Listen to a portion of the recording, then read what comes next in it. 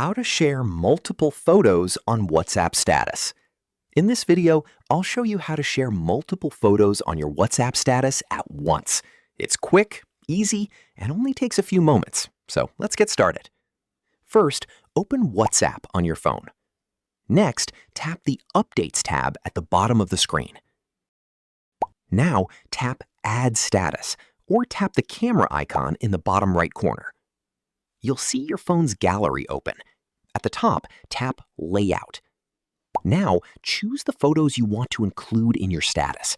You can select up to 6 photos to create a single photo collage. Once you've selected your photos, tap Next. WhatsApp will automatically arrange the pictures into a collage. If you want, you can adjust the layout or make other edits before posting. When everything looks the way you want, tap the Send button to share your status. That's it. Your multiple photos will now appear together in a single WhatsApp status for your contacts to view.